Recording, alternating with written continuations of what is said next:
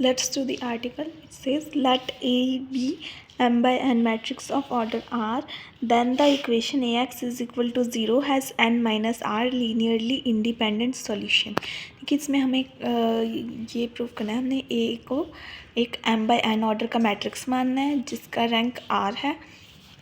तो जो हमारे पास इक्वेशन है Ax इज इक्वल टू 0, इसके पास n minus R linearly independent solution होंगे.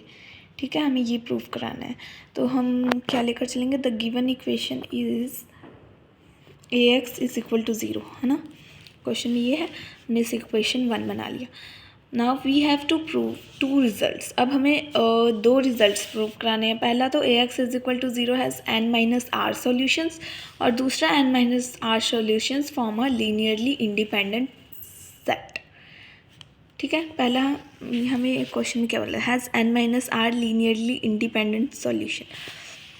तो पहले हम ये शो कर देंगे कि इसके पास n माइनस आर सोल्यूशंस हैं.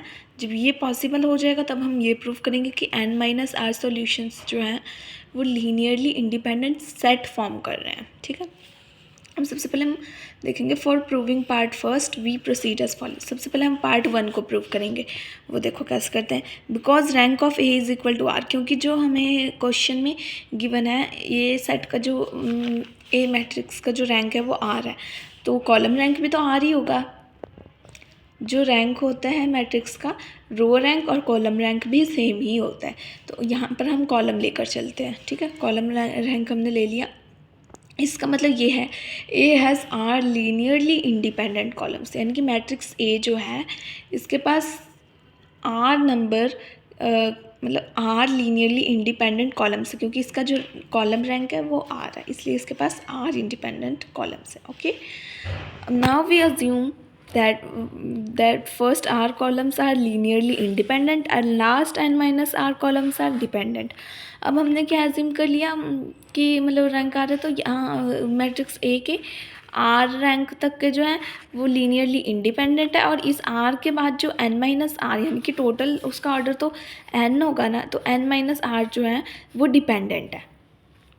फॉर एग्जाम्पल अगर हम कुछ ऐसी मैट्रिक्स लें तो इसकी ऑर्डर तो 3/3 है, यानी कि n की वैल्यू हमारे पास 3 है. ठीक है, और r यानी कि इसका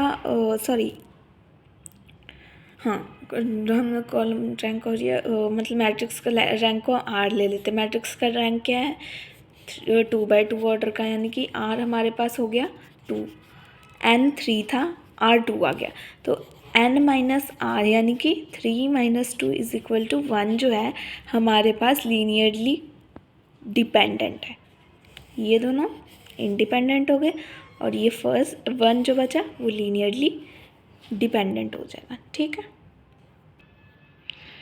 अब हमने लेट ए कर लिया. हमने ए को एक मैट्रिक्स की फॉर्म में अरेंज किया, C1 C2 and so on up to CR, then CR+1 CR+2 and so on up to CN, है ना. हमने ए मैट्रिक्स ऐसा कुछ लेट कर लिया. Now therefore equation 1 can be written as, equation 1 क्या था, Ax is equal to B, है ना. हम इसको किस तरह से लिख सकते हैं, हमने मैट्रिक्स ए लिखा या x लिखा, x भी तो कुछ ऐसा ही होगा ना, x1 x2 x3 and up to so on up to xn, है ना, इज इक्वल टू यहाँ ओ होता है. क्वेश्चन में हमें Ax is equal to O given था. ओ माने 0 मैट्रिक्स ऑफ ऑर्डर, जितने का ये प्रोडक्ट बनेगा वो. अब हमने दोनों को मल्टीप्लाई करा दिया तो हमारे पास ये टर्म आ गई, इसे हमने इक्वेशन नंबर 2 मान लिया. अब क्योंकि यहाँ पे जो यहाँ तक के CR तक के एलिमेंट्स हैं ये लीनियरली इंडिपेंडेंट है, और ये जो बाकी है ये जो है लीनियरली डिपेंडेंट है. ठीक है, तो हमने यहाँ लिख दिया बिकॉज यहाँ ये वाले सारे टर्म्स जो हैं वो लीनियरली डिपेंडेंट है.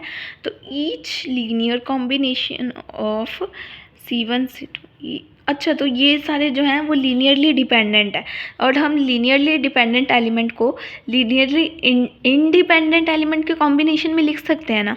तो यहाँ पे हमने वही लिखा, और यहाँ पे हमने CR+1 R+2 and so on up to CN तक को हमने लीनियर कॉम्बिनेशन में लीनियर कॉम्बिनेशन ऑफ C1 मतलब इन सब के जो लीनियरली इंडिपेंडेंट थे उनके लीनियर कॉम्बिनेशन में लिख दिया. ठीक है, P11 C1, P12 C2 and so on up to P1R CR। यहाँ पे 1 की जगह 2 आ जाएगा। यहाँ पे n क्या है, जो हमारा n है यहाँ पर वो है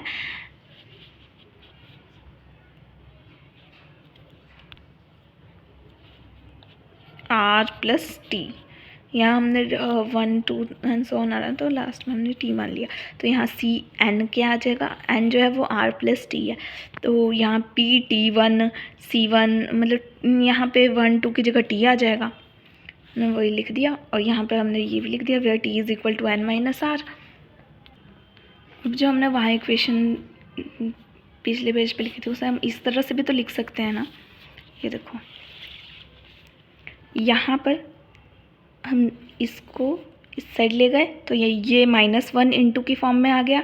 और CR+2 यहाँ 0 है, मतलब बाकी सारे तो यहाँ 0 है ना, CR+1 की वैल्यू नेगेटिव में आ जाएगी और बाकी सारे 0। वैसे ही सेम यहाँ पर CR+2 की वैल्यू नेगेटिव में आ जाएगी, CR+1 यहाँ 0 हो जाएगा और बाकी सारे अप टू CN तक यहाँ 0 हो जाएंगी। और वैसे ही अगर हम यहाँ देखें तो CR+1 R+2 इन सब का 0 हो जाएगा, मतलब ये स्केलर उन सब का 0 हो जाएगा। और जो CN है उसका माइनस में हो जाएगा ना, -1 इंटू, तो उसका स्केलर -1 हो जाएगा। ये देखो ऐसे, ये यहाँ तक तो सेम है।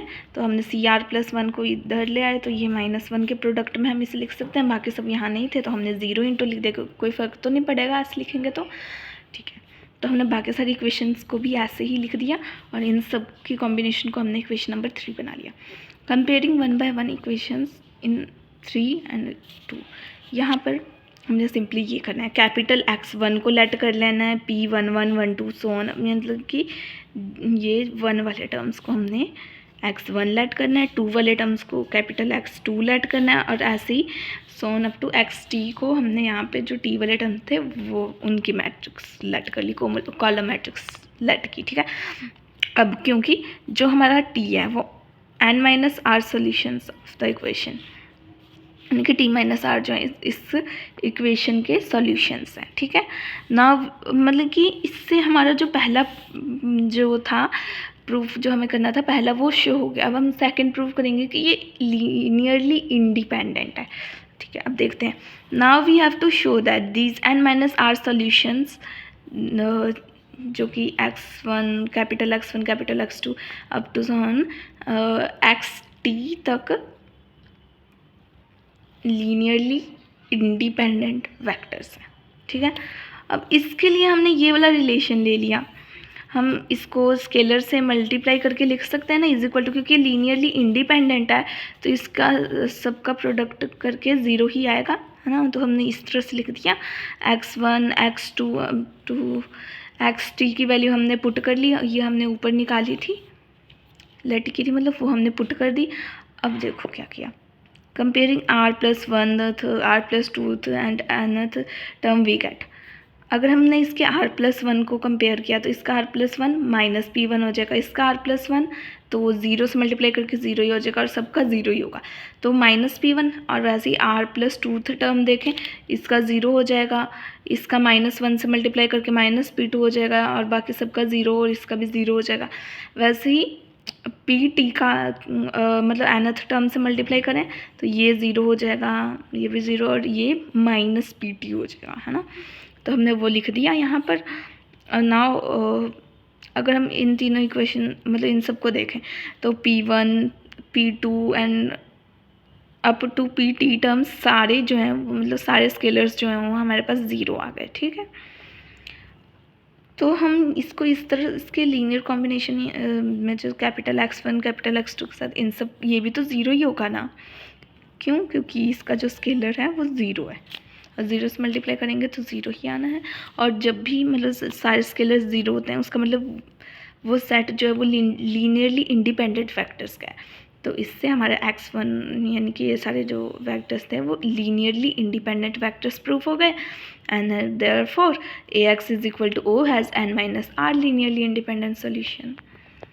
That's it. Thank you.